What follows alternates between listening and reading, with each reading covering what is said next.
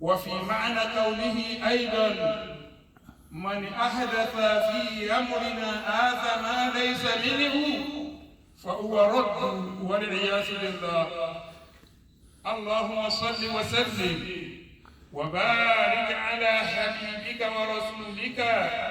ونبيك محمد صلى الله عليه وعلى آله وصحبه أجمعين، وبعد. فيا عباد الله، نحن في شهر الربيع الأول الذي ولد فيه نبينا محمد صلى الله عليه وسلم، الذي قال عنه رب العباد في سورة التوبة: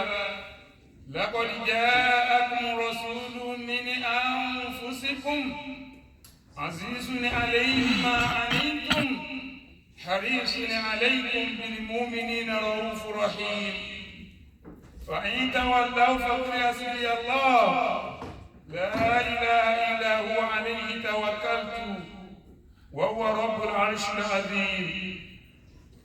وهو الذي قال الله تبارك وتعالى عنه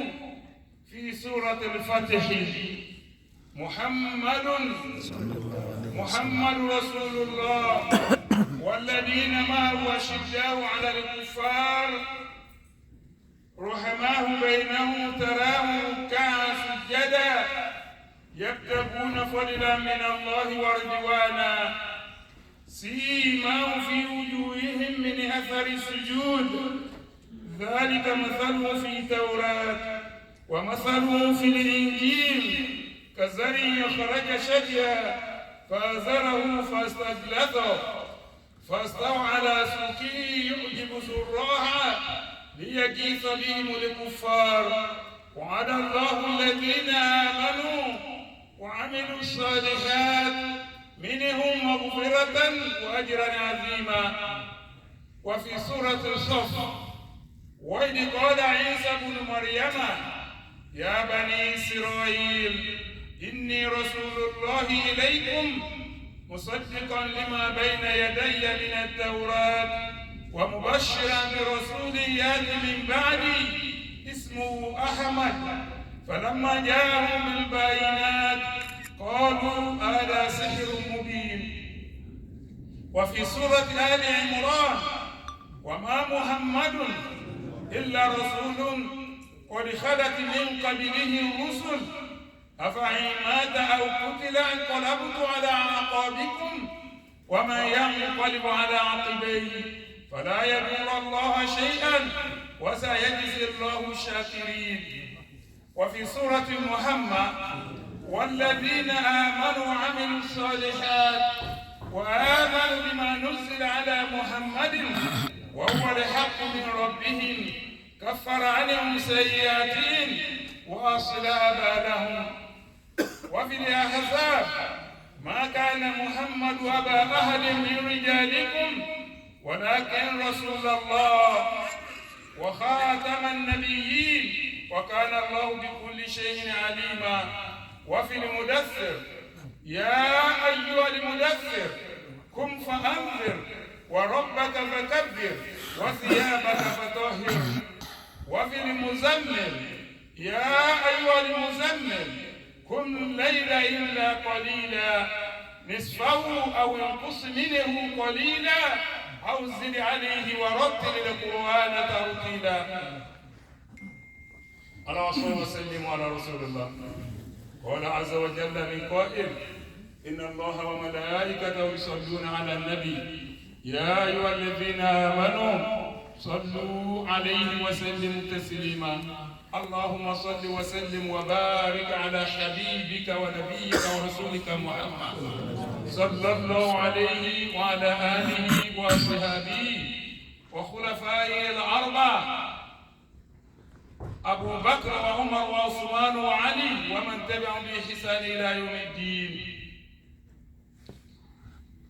اللهم اهدنا فيمن هديت وعافنا فيمن عافيت وتولنا فيمن توليت وبارك لنا فيما أعطيت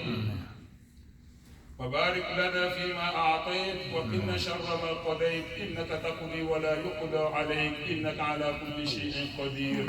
اللهم لا تدع لنا ذنبا في مقامنا هذا إلا غفرته ولا هم إلا فرجته ولا دين إلا قضيته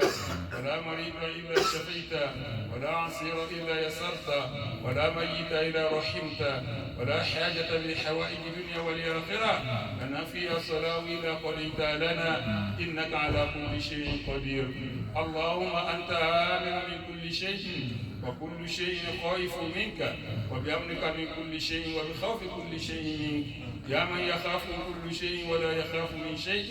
نجنا مما نخاف ونحذر برحمتك يا أرحم الراحمين.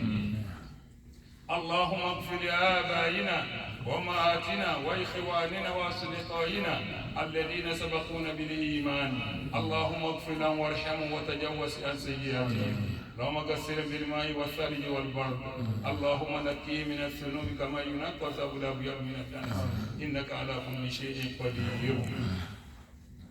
آمين.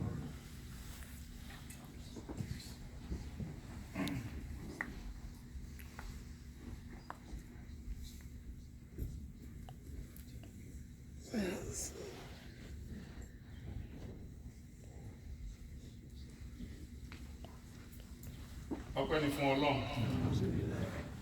a máa dúpẹ́ fún Ọlọ́run, ọba gbogbo ayé, Rabbil Alamin, ọba tó ní gbogbo ayé, ayé tẹ̀dá lè fojú rí ni, ẹ̀dẹ́ ènìyàn, àbí ìta lè fojú rí, òkè ló wà ní ilẹ̀ ní gbogbo tó gbólé wà gbogbo tó bá ti rí tọ́lọ́run ni. Ọlọ́run tá à ń wú yìí, òun náà lọ́ba tí a gbọ́dọ̀ máa fi gbogbo tí ń jórí kiri kí ara wa sí. Kásì ní dúró, kásì ní bẹ̀rẹ̀, kásì ní foríkalẹ̀, kásì Ọlọ́run ọba lọ́sàn-án, kásì lóru. Ọlọ́run ọba yìí ló ní gbogbo ẹ̀. Òun náà lọ́ba tá a máa gbèrò, òun náà máa ń gbèrò wá tì lọ́dọ̀ níbi gbogbo bùkátà tá a bá ní. Ọlọ́run ọba yìí nìkan ní al-maqsudu ilẹ̀. Ọ̀dọ̀ Ọlọ́run ọba yìí ní gbogbo nǹkan ti pilẹ̀, gbogbo tó pilẹ̀ pátá, gbogbo tá a máa ti rí bá a ṣe wí lákọ̀ọ́kọ́ nì. Ọlọ́run ọba nìkan ní í ṣe. Gbogbo nǹkan pátá ọ̀dọ̀ Ọlọ́run ọba yóò sì padà sí ìfowópamọ́ rẹ̀ ló ti pilẹ̀.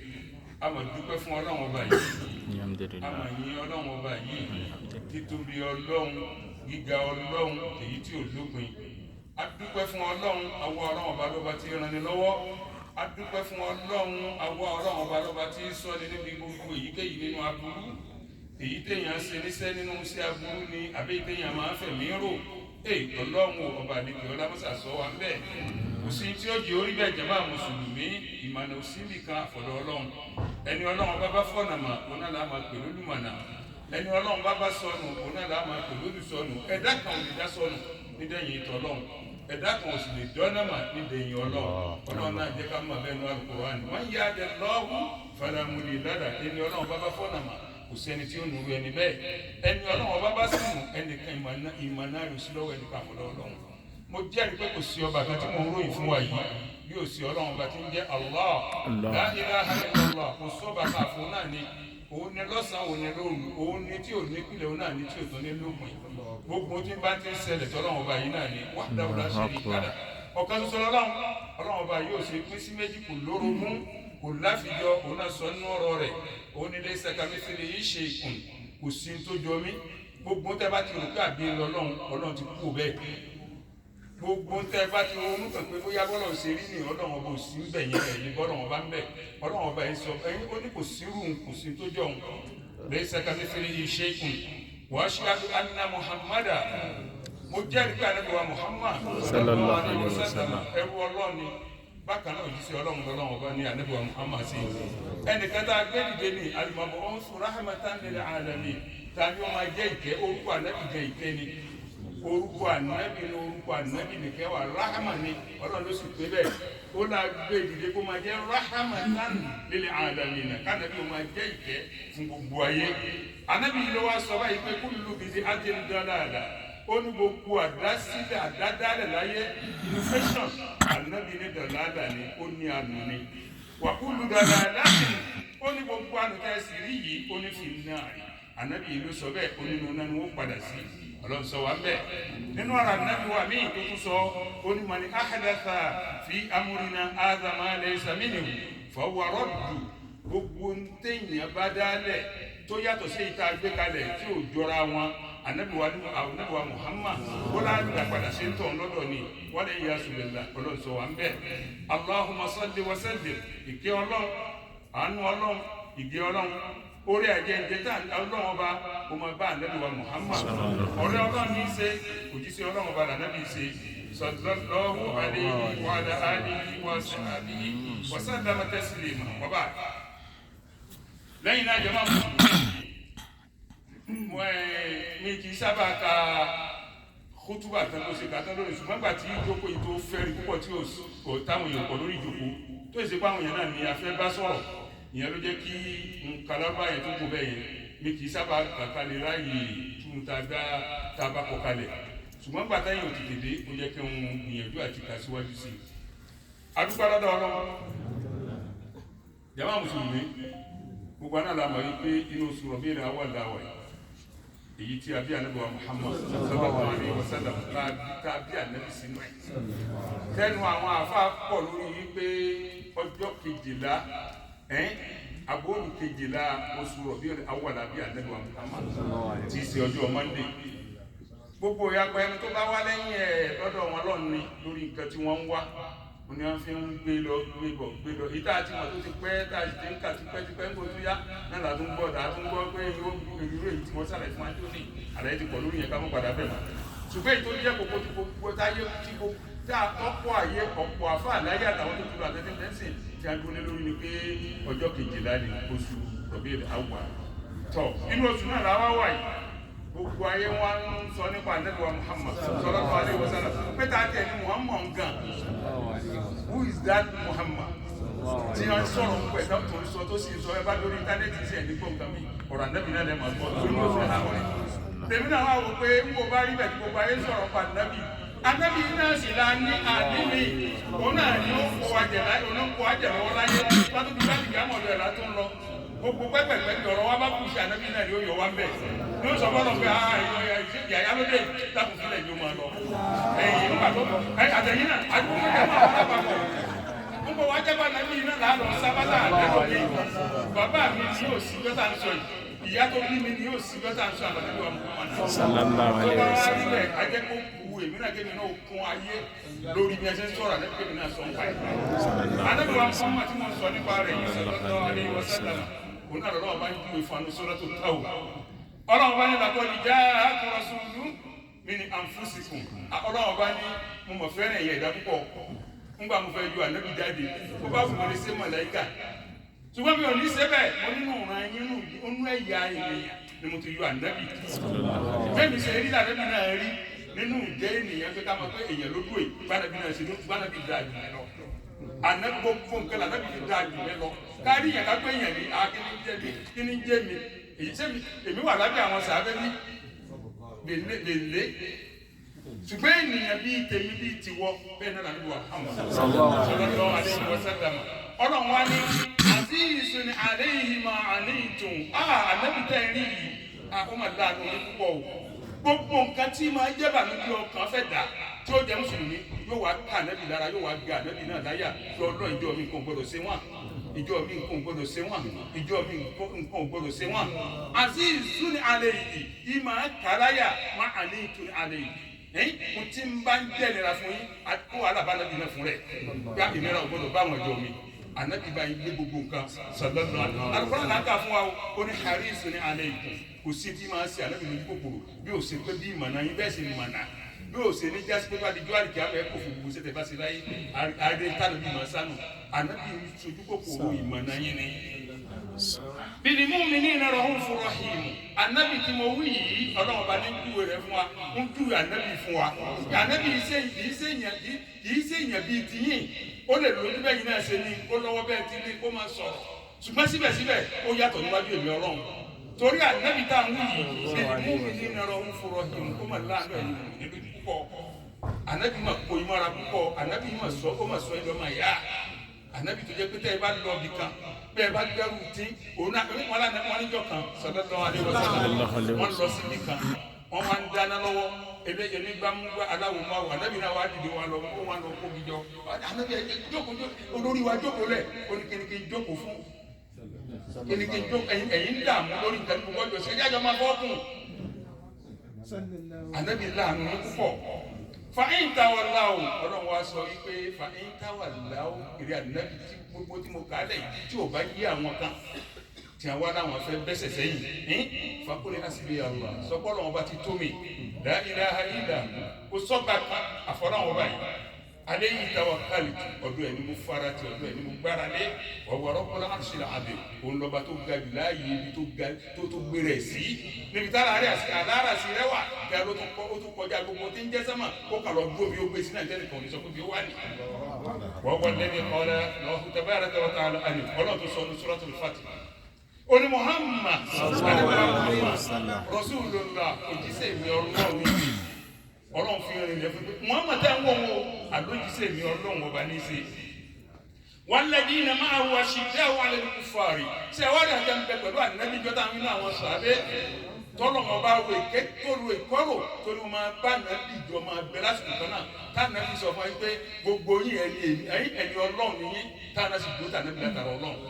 ànábì ni gbogbo àwọn tá a wí yìí àwọn kan tí wọ́n dúró wọn ashidda'u 'ala al-kuffari kò fèrè ò lè wò wọ́n lójú ojú wọn ò ṣe é wò tẹ́ bá pàdé kèfèrí ṣùgbọ́n ẹ̀ láwọn láàrin ara wa lò á máa ń bẹ̀ náà ẹ̀ mọ̀ ká ṣé àlì náà nì ìyẹn pé yẹn tó rọ̀ báyìí náà nì ṣé Abubakar nì Usmanu ní Ali nì Umaru ní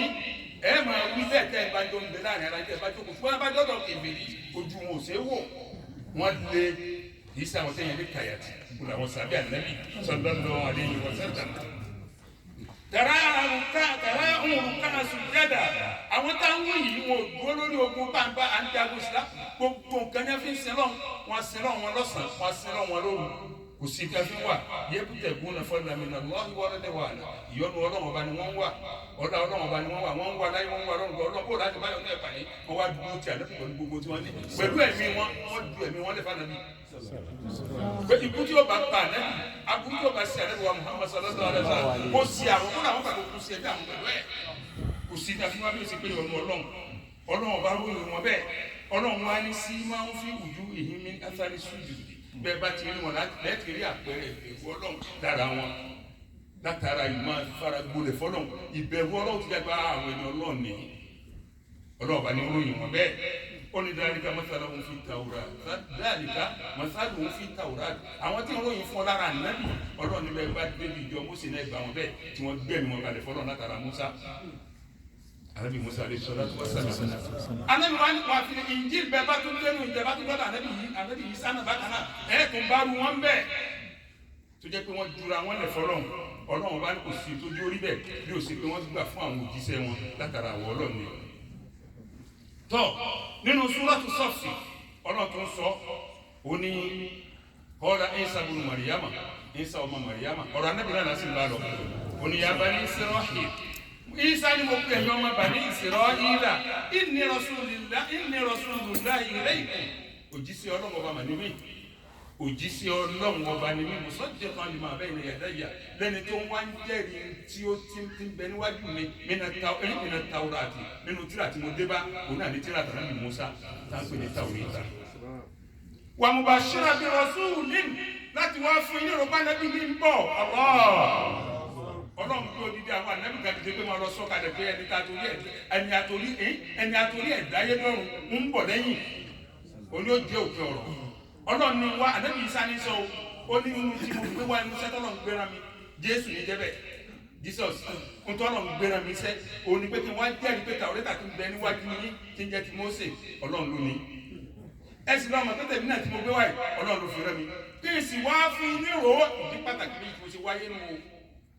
wípé ànábì kan bọ̀ bí Rasulullah yá ti bá sí torúkọ Ọlọ́run jẹ́ Ahamadu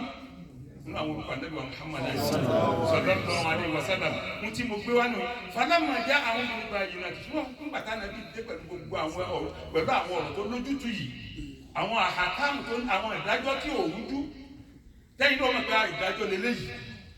ṣùgbọ́n lọ́dọ̀ ayé ni òtítí ayé lọ́rùn láyé náà fi dìdàkudà nígbà tá a fi tọ́ lọ́sẹ̀gbẹ̀ kan Ọlọ́run nígbà ká máa wò bí tèmi ní òsèlú bí tèmi ní òsèlú Ọlọ́run nígbà tí ànábì gbé àwọn tó ń fún tánàbí dé pẹ̀lú àwọn ìdí ọ̀rọ̀ pẹ̀lú Al-Qur'an ọ̀lù àdá sihrun mubin wọn ní ìdán ni sẹ́yìn gbọ́ yìí sẹ́yìn lẹ́yìn kó máa sọ pọ́kàn tó sọ̀rọ̀ lọ́hùn à ń sin gbogbo ìta à ń sin gbogbo ojúmọ́ ayé láfi ló ṣàkóso kátà ń bọ̀ gbogbo kátà àwọn tán kátó wálé kẹ́rin wálé ẹyọkan lọ́dọ̀ tí ó gbọ́ kátà àwọn sẹ́yìn kọ̀rọ̀kọ̀rọ̀ ni lẹ́nu wọn náà wọ́n sọ bẹ́ẹ̀ jọ́nà tábàtì wọn Suratu Ali Imran ọlọ́tún ló yàn lẹ́bi wọn Muhammad sallallahu alaihi wasallam ọlọ́ni wà má Muhammadu illa rasul kó tí mo fà nábì tẹ náà ní kó jíṣẹ́ mi ni ànábì òsì màláíkà òjíṣẹ́ mi là nábì o gọ̀dé hádà tì mí kọ̀bìlì tó láwọn èèyàn rò ọlọ́run ti sọ̀kalẹ̀ pé irú ẹni bẹ́ẹ̀ ò jẹ́ kú kí ni ó fà kú wọ́n ti rò pé kò lè kú ọlọ́run wa ti ń ta wọn lólobó kalẹ̀ kẹ́lẹ́ máa múra kalẹ̀ gbà tí ó bá wá kú kọ́rọ̀ ọmọ yìí lọ́wọ́ ọlọ́run ní kò sí ànábì wa kò jíṣẹ́ mi níwájú ọ̀nà àkọ́kọ́ òjíṣẹ́ àwọn kan ti síwájú ẹ̀ lọ́lọ́ jíṣẹ́ afa ìmáàdá bá nàbí bá kú lẹ́nìí ó kú fọ́ọ̀rọ̀ ọdún ní àwòkútìlà àbí mo ní kí wọ́n pa àlẹ́ mo ní kó lọ látọ̀ wọ́n yàn ọlọ́ni ẹ̀yin kọ́lá bùtùm ara àwọn akọ̀ òbí kùn tẹ́fà torí ẹ̀ lọ́wọ́ gbẹ́sẹ̀ yìí sẹ́yìn ká ẹ̀ tó gbé kan wáyé náà ló ti lọ yìí tẹ́fà dẹ̀ sí ma ẹ̀yìn kọ́ máa yà kọ́lí kó ara àkìlẹ́ yìí padà ẹ̀ lọ́rọ̀ lọ́ ṣẹ́ ẹ̀ tó bá bẹ́sẹ̀ sẹ́yìn kó lóhùn sí ọlọ́ọ̀bá má nítorí ikú ànábì ọlọ́ni kò mà ní òun là wọ́n sì àyẹ́ kì í ṣe lọ́rùn aṣàkiri ṣùgbọ́n àwọn tó bá mọ̀ pé ọlọ́ọ̀bá tó dá ànábì òde ọlọ́ọ̀bá tó dá gbogbo ayé òde òde wọn ní sọ́pẹ́ fọlọ́ọ̀bá náà ọlọ́ọ̀bá ló padà sàn wọ́n lẹ́sàn rẹ̀ tábàtàn lọ wọnú Suratu Muhammad ọlọ́run tó sọ ọ́nù Suratu Muhammad ó ní walladhina amanu wa amilu salihati gbogbo àwọn tí wọ́n gba ọlọ́run ọba wa amanu bima nuzila ala Muhammad tí wọ́n ní gbàgbọ́ pẹ̀lú tá a sọ̀kalẹ̀ fún àlẹ́ wa Muhammad wa huwa al-haqqu min rabbihim tí wọ́n gbà kó gbogbo ní Al-Qur'an látọ̀dọ̀ ọlọ́run kaffara anhum sayyi'atihim gbogbo bí wọ́n bá kù sí láyé ọlọ́run bá láàbùkù fún wọn wa aslaha balahum á sì tún ìṣesí wọn sí àánú kọ́rọ̀ wọn máa lójútùú àánú kọ́rọ̀ wọn máa yanjú ọlọ́run bá ní bá ti sọ̀rọ̀ wọn nìyẹn súrà mi nínú Ahzab ó ní máa kana Muhammadun àbá ahadin ó lánàá kì í ṣe bàbá ẹnìkan ànábì ṣe bàbá yín ànábì ṣe bàbá yín ìṣe bàbá wa miri jaliki walakin rasulullah ṣùgbọ́n kì í ṣe ọlọ́run ọba ni ànábì bí máa wò ẹ má sì gbọ́dọ̀ yẹn gbọ́ o ṣùgbọ́n ànábì mọ ọmọ tó bí àwọn náà sì mọ àṣàfún àlùkò ọmọ ànábì ṣùgbọ́n òjíṣẹ́ ọlọ́run nàbí wa Muhammad wàhálà gàmà nàbí yìí àlùkò náà kà fún ẹgbẹ́ mi kẹ̀kẹ́ fún látòní ọ̀rọ̀ àlùkò náà ni mo sọ bákan náà ni ànábì ló pe gbogbo àwọn ànábì ọlọ́run kò tún sí bẹ́ẹ̀ni kàmá ẹni bá ti lọ́nà òjíṣẹ́ ọlọ́run àbí ànábì ọlọ́run ẹ̀dùnmọ̀ kó kúrọ́ ni òkúrọ́ ni kò sí prọfẹ̀tì ní ìmọ̀lẹ́yìn ànábì wa Muhammad wàhálà kúkú ní ṣe ìní àlè ọlọ́run gbogbo nǹkan ni mo mọ̀ ẹgbẹ́ àtúrọ̀ sínú Suratul Mudaththir yá ayọ́ al-Mudaththir ọlọ́run ni mo pè wọ́tọ̀ ń pè dàgbére ní dásọ̀bùnmí ìtàn pọ̀ ń bẹ́ẹ̀ ṣùgbọ́n ètò gbajúmọ̀ náà ni pé gbogbo àná láti mọ̀ nígbà tí wàá yí dé bá nàbì tẹ́rù wá bá nàbì kí leléyìí tẹ́rù bá àbádìjànú fọ́ bá ní àbíkà tó sáré délé tó tutù dé tí wọ́n ń pè dàgbére lè ìrẹ́ ìyàwó mi dásọ̀bùnmí asọ́nà àfáwà sọ ẹgbẹ́ òní wọn lánàá bí àwọn ṣàwàdà àbá àgbọ̀ bẹ́ẹ̀ ni asọ́nà nǹkan fúnra ẹ̀ náà wọn ṣàwàdà ànábì ọlọ́run wa bá nàbí ṣàwàdà gbà ọ̀lẹ́ yá Mudaththir yá ayọ́ àlè Mudaththir dasọ̀mùmí asọ́ ti ẹ̀ lẹ́wà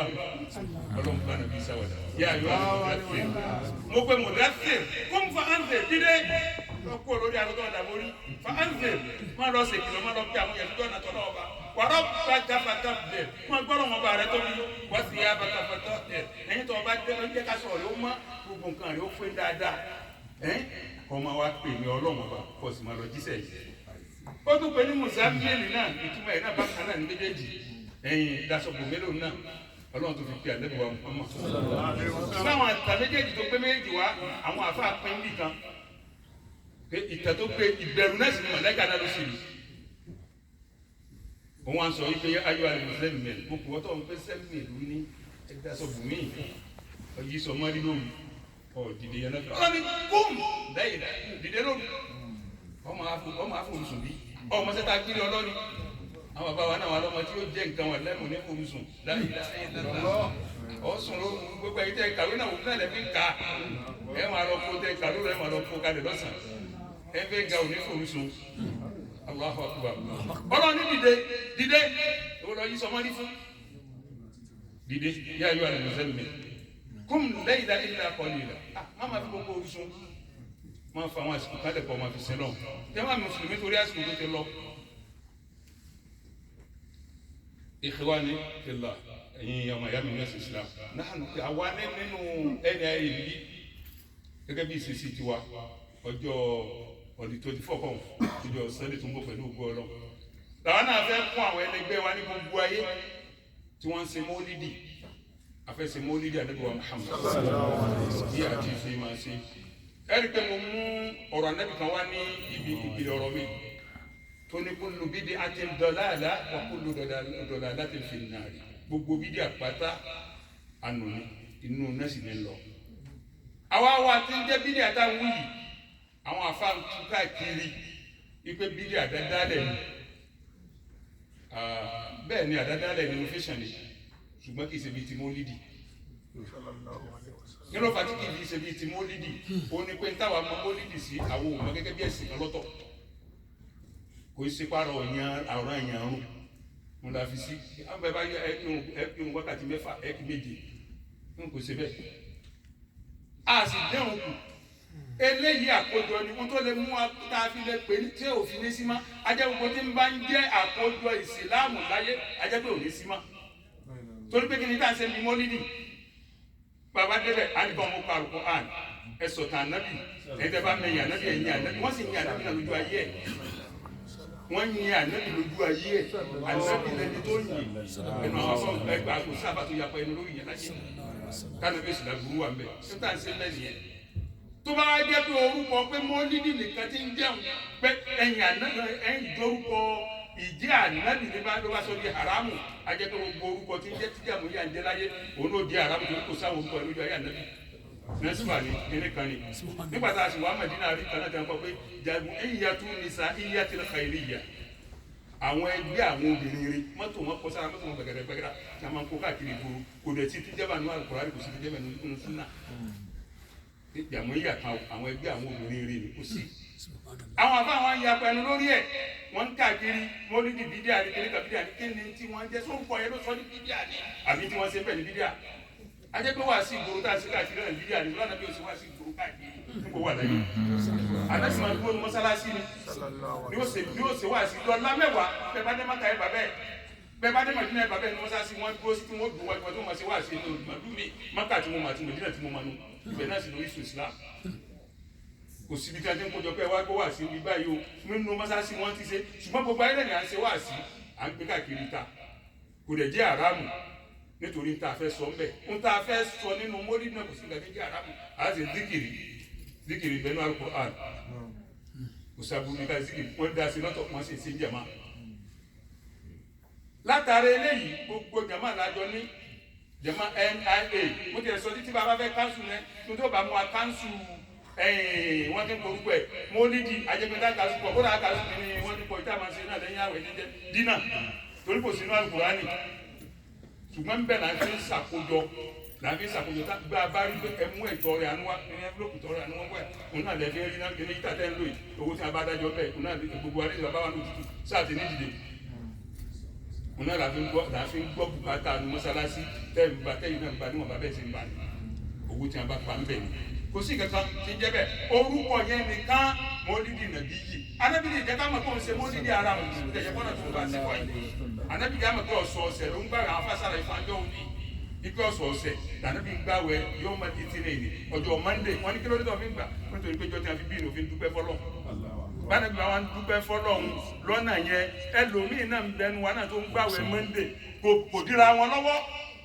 káwá jókòó lẹ̀ ká ṣe ẹnu tí ń jẹ́ náà ní pé orúkọ mọ́lídì bóyá ló dá wa lálẹ́ sáwọn ìrọ̀rùn bí ànábì òkòjọ kó máa sọ kó ń ṣe mọ́lídì ó ń ṣe bí aburú bá wà bẹ́ẹ̀ lódodo alhamdulilayi tọ́lọ̀ ní arántí aburú tó bá wà bẹ́ẹ̀ ká sọ̀rọ̀ pé ó táwọn yẹn ṣe tí ó da ẹ̀jẹ̀ kásẹ̀ rẹ̀ fún bẹ́ẹ̀ àwa náà rí torí pé Nàìjíríà mú ti wá àwọn àsìkò kan bẹ́ẹ̀ tí a bá ṣe mọ́lídì bẹ́ẹ̀ tí ló fi mọ́ wàláhì òun ṣàjẹ́ wọ́pọ̀ mbẹ́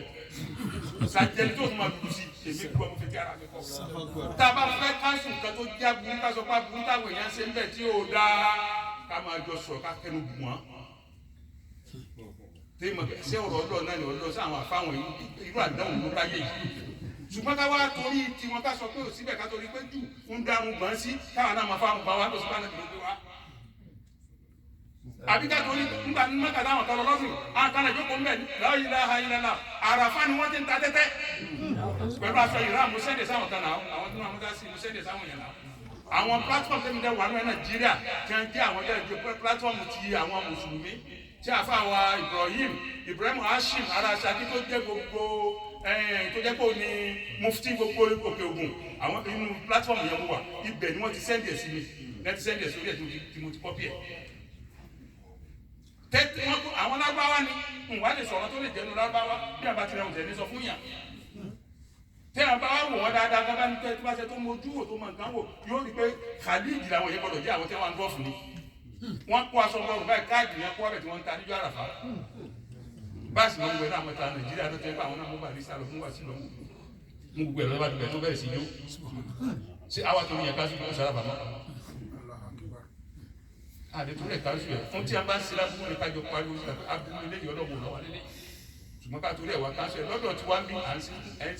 NIA à ń ṣe mólídì à ń sì máa ṣe pẹ̀lú ògbó ọlọ́ gbogbo aládẹjọ́ pé kájọ ṣe ìyẹn ò sì dí pọ́lọ́ bá ní ó bọ́ mọ́ndé ní kálí mọ́ndé ló bó sí ni kò dí àwẹ̀ mọ́ndé rẹ̀ lọ́wọ́ bọ́ bá wá bí àwọn ọmọ wa tá a tó kàlùkùránì wọ́n ti wà ńlẹ̀ àwọn tí ó ti síkìrì wọ́n ti wà ńlẹ̀ bàbá ìsìn náà àgbàtọ̀rẹ́ àánú kò tá a ṣe bẹ́ẹ̀ náà kò sí tá a tó yẹn lọ. bó jẹ bá wà á jẹ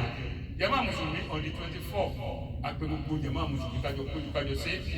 kò sì sábúrú ìgbẹ́ ẹni tó bá rí pé òtẹ́ lọ́rùn kò bá wá sí àfọ̀nkàrà ní kí la fẹ́ máa kàfàrà kí la fẹ́ da ìsìlámù wù sí wọ́n sẹ́ni ẹ̀sìn ìdájú ìfàdìmẹ́tì gbọ́tán afa ìgbó ní ìmọ̀ àdúgbò tí wá Gẹ̀ẹ́sì ló sọ ó ní kí la fẹ́ ó ní kí ló dé tá a kúra wa yẹlẹyẹlẹ yìí lábúyà tó jẹ mùsùlùmí ọ̀rọ̀ mọ́lídì bọ́ọ̀ bá ṣe kò sábúrú ń bẹ́ẹ̀ kí ló máa kàfàrà wọn sí pé bóyá kẹfìrí làwọn tó ń ṣe ìdọ̀lá nìkan náà wọ́n ń lọ ó ní kí la fẹ́ fi yẹn ṣe ládùúgbò tí ń bẹ́ẹ̀ yìí kí ni tí a ń ṣe ń mọ́lídì tí ò dá sórúkọ yìí gan nínú wa ni àbí tí wọ́n ń ṣe ń bẹ́ẹ̀ láti ẹ̀kọ́ pé sórúkọ tí ń jẹ́ dáńpé mólídì yìí ni mo ní ń dùn wá ni àbí tí wọ́n ń ṣe nínú mólídì táwọn afá bá tọwọ́ bọ̀ ọ̀rọ̀ kí a bá tọwọ́ bọ̀ ọ̀rọ̀ ohun tí ẹyin tí à ń lọ mọ́ká sí ká ń sọ̀kọ̀ àti ìta nínà nígbà ayé ànábì ilẹ̀ wọ́n ti sọ látòkè ń sìn ànábì sì mọ̀ pé àwọn yóò padà máa bọ̀ kúrò sọ pátó ó dà ẹ́ ti padà máa sọ lókè o ṣùgbọ́n torí mọ́síláhà nítorí ẹ̀mí kẹ́mi wọ́n máa ṣòfò wọ́n gbé lókè à ń ṣe tàwa fún lókè tí kò sí lójú ayé ànábì náà kò sínú àkọọ́lẹ̀ ànábì sẹ́mọ̀ kí àdéjọ́ lè sọ fún akalẹ̀ fún báyìí ẹsẹ̀ báyìí ṣùgbọ́n kí ló fà á mọ́síláhà àwọn èèyàn ni wọ́n wà bí àwọn èèyàn báwọn yẹn ṣe ń pọ̀ tó sálẹ̀ ó lè fà á kù. so látàrí eléyìí àwa tó jẹ́ kí n sọ léyìí òun ni pé káwọn lè mọ̀ yìí pé a fẹ́ ṣe mọ́lídì ní wọ́n ti ń pè ní on the 24 of this month tí ń jẹ́ pé jọ́ mẹ́wàá lé ní kókù níjọ́ Sunday pẹ̀lú ògbó Ọlọ́run gbogbo jẹ̀mọ́ ní ẹ jẹ́ kájọ ṣe kò sí táàsì nílò Al-Qur'ani ni o ọmọ wọn kọ Al-Qur'ani wọ́n sì síkìrì fún wa àádẹ́gbàtọ́rẹ́ àánú ó rà yín ló pẹ̀lú ti pé ká lè fẹ́ pẹ́ fún yín kẹ́ ẹ tọ́jú ẹ̀ kẹ́ ẹ mú lọ dé ó jẹ́ bó ṣe jẹ́ Ọlọ́run ọba jẹ́ ká sọ̀pọ̀ ọdún láyé ọdún láti lórí Ọlọ́run ọ̀la ìyànẹ́bí wa Muhammad la hawla wala quwwata illa billah kò sí àsìkò táàbì máa parí fún báyọ̀ kù ètò àgbáyé ọ̀rọ̀ ìlú sí wàhálà fún àyè àwọn ọ̀rọ̀ pípa ló fi láì sọ́dọ̀ àwọn ẹ̀sìn sí.